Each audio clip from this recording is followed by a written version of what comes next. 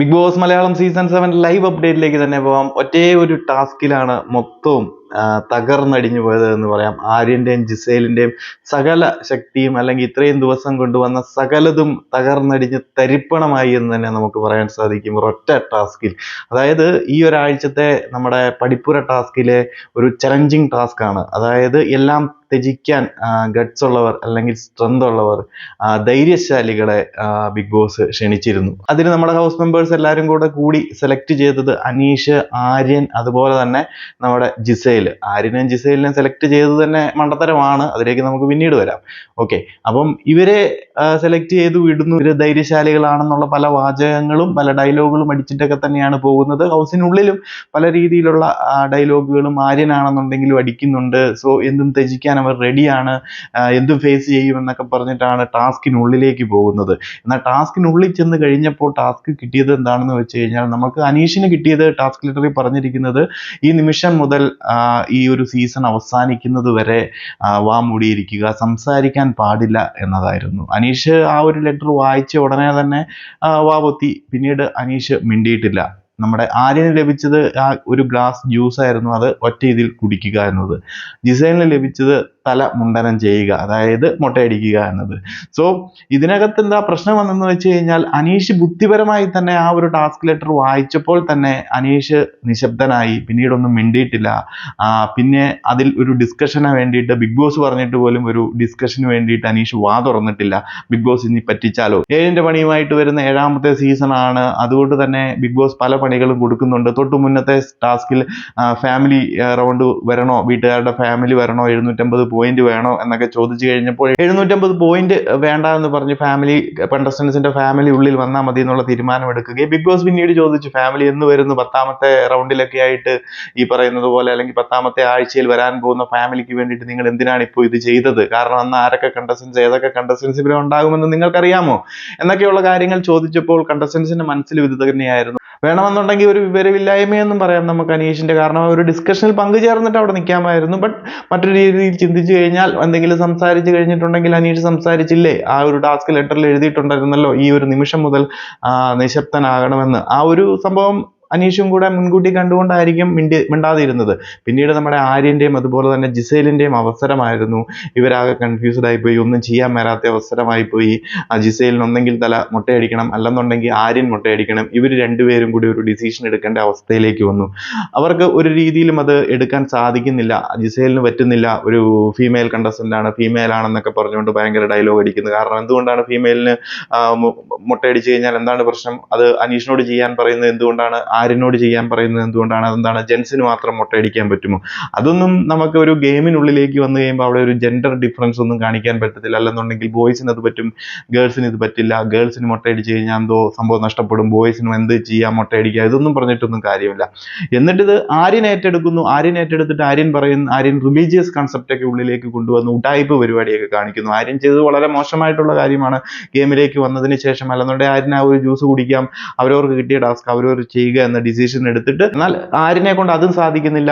കുറച്ച് എന്താ പറയുന്ന പുറത്തെ ആളുകളുടെ അല്ലെന്നുണ്ടെങ്കിൽ ഫീമെയിൽസിന്റെ ഒക്കെ സപ്പോർട്ട് കിട്ടാൻ വേണ്ടിയിട്ടും, അല്ലെങ്കിൽ ജിസേലിന്റെ സൈഡിൽ നിന്ന് ഒരു ഫീമെയിൽ സപ്പോർട്ട് കിട്ടാൻ വേണ്ടിയിട്ടും വെറുതെ ഒരു ഫീമെയിൽ ഇത് മുട്ടയടിക്കേണ്ട, അല്ലെന്നുണ്ടെങ്കിൽ ഒരു പെൺകുട്ടി മുട്ടയടിക്കേണ്ട, അത് മോശമാണ്, ഞാൻ അലോഡ് ചെയ്യില്ല എന്നൊക്കെ പറഞ്ഞുകൊണ്ട് വലിയ ആളാകാൻ വേണ്ടിയിട്ട് ഒരു ഡിസിഷൻ എടുത്ത് ആ ഒരു ടാസ്ക് ആര്യന്റെ സൈഡിലേക്ക് കൊണ്ടുവരികയും, ഞാനിത് ചെയ്യാൻ സാധിക്കത്തില്ല, കാരണം നമുക്ക് റിലീജിയസ് പ്രകാരം പല കാരണങ്ങൾ പറയുന്നു, അതുകൊണ്ടൊന്നും എനിക്ക് മുട്ടയടിക്കാൻ സാധിക്കത്തില്ല, അതുപോലെ തന്നെ 1000 പോയിന്റ്സിന് വേണ്ടിയിട്ട് ഇത് ചെയ്യാൻ പറ്റുന്നില്ല എന്നുള്ള ഡയലോഗുകളും കാര്യങ്ങളും ഭയങ്കരമായിട്ടുള്ള രീതിയിൽ അടിക്കുന്നു. അതോടൊപ്പം തന്നെ മണ്ടത്തരങ്ങളും പറയുന്നുണ്ട്. 1000 പോയിന്റ്സ് ഒക്കെ കിട്ടുകയാണെന്നുണ്ടെങ്കിൽ വേണമെന്നുണ്ടെങ്കിൽ ചെയ്യാൻ, അന്നേരം ഈ റിലീജിയസിന്റെ പ്രശ്നങ്ങളില്ല. എവിക്ഷൻ വല്ലതും ആണെന്നുണ്ടെങ്കിൽ മുട്ടയടിക്കാം, അന്നേരം റിലീജിയസിന്റെ പ്രശ്നങ്ങളും കാര്യങ്ങളും ഒന്നുമില്ല.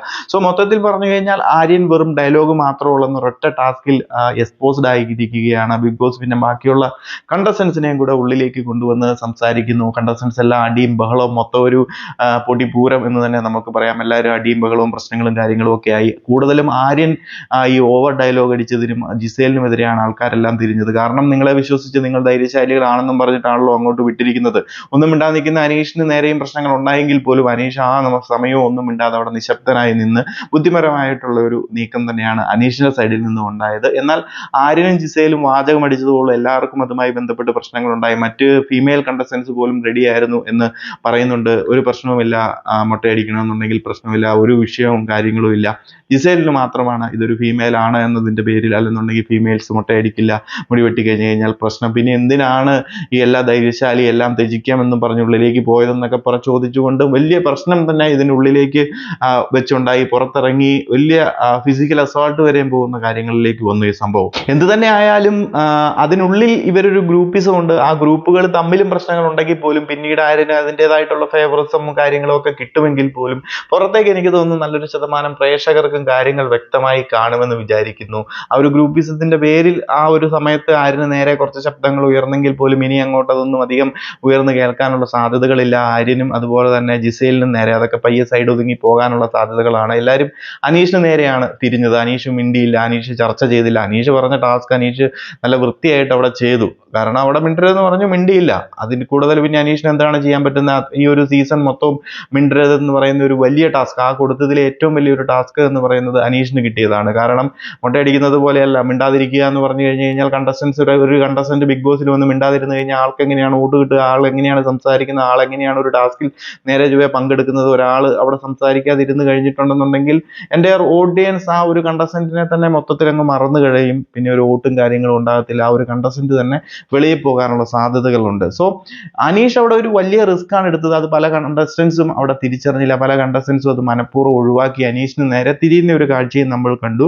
എന്തായാലും പ്രേക്ഷകരായ നമ്മൾ ഇതെല്ലാം കണ്ടുകൊണ്ടാണ് ഇരിക്കുന്നത്. നിങ്ങൾ പ്രേക്ഷകരുടെ അഭിപ്രായവും ഇതിലൊന്ന് പറയുക. ആര്യനും അതുപോലെ തന്നെ ജിസേലും വലിയ ഡയലോഗുകളും കാര്യങ്ങളും അടിച്ചിട്ടുണ്ടെങ്കിൽ പോലും മൊത്തത്തിൽ അവിടെ പൊളിഞ്ഞടുങ്ങുന്ന ഒരു കാഴ്ചയാണ് കണ്ടത്. അതുപോലെ തന്നെ അവരെ കൊണ്ട് ചെയ്യാൻ പറ്റാത്ത സംഭവങ്ങളും അവരത് ചെയ്യാതെ അനീഷിന്റെ തലയിലേക്ക് ഇടാനും, അത് പറ്റാതെ വന്നു കഴിഞ്ഞപ്പോൾ മറ്റ് കണ്ടസ്റ്റൻസിന്റെ മുന്നിൽ അനീഷാണ് തെറ്റുകാരൻ, അനീഷ് ചെയ്തില്ല, അനീഷ് സഹകരിച്ചില്ല എന്നുള്ള രീതിയിലേക്ക് ഇതൊന്ന് കൺവേർട്ട് ചെയ്ത് വിടാനും അവർ ശ്രമിക്കുന്നുണ്ടായിരുന്നു. മൊത്തത്തിൽ ആര്യൻ ജിസേൽ അവരുടെ കുരുട്ടുബുദ്ധിയും അതുപോലെ തന്നെ അവരുടെ സ്ട്രാറ്റജിയും അവരുടെ പല തന്ത്രങ്ങളും അതിനകത്ത് ഉപയോഗിക്കാൻ പോകുന്ന മറ്റു പലരെയും ചതിച്ചിട്ടാണെന്നുണ്ടെങ്കിലും അവരെങ്ങനെയെങ്കിലും മുന്നോട്ട് പോകുക എന്നുള്ള ഒരു തന്ത്രമാണ് അവർ ഉപയോഗിക്കാൻ പോകുന്നതും. അതുപോലെ തന്നെ ഒരു നോർത്ത് ഇന്ത്യൻ ടൈപ്പ് അവർ തമ്മിൽ ഉണ്ട് എന്ന് തന്നെയാണ് ഞാനും കരുതുന്നത്. മറ്റുള്ളവരെ ഒന്നും കൺസിഡർ ചെയ്യാതെ ഇവരൊറ്റയ്ക്ക് അല്ലെന്നുണ്ടെങ്കിൽ ഇവർ ഒന്നിച്ച് നിന്ന് അങ്ങോട്ടും ഇങ്ങോട്ടും ഒരു ടൈപ്പിൽ മുന്നോട്ട് പോകാനുള്ള ഒരു അജണ്ടയിലാണ് ഇതിനകത്തേക്ക് വന്നിരിക്കുന്നത് എന്ന് തന്നെയാണ് എനിക്കും തോന്നുന്നത്, ഇവരുടെ ഒരു പ്രവൃത്തിയും കാര്യങ്ങളും ഒക്കെ കണ്ടിട്ട്.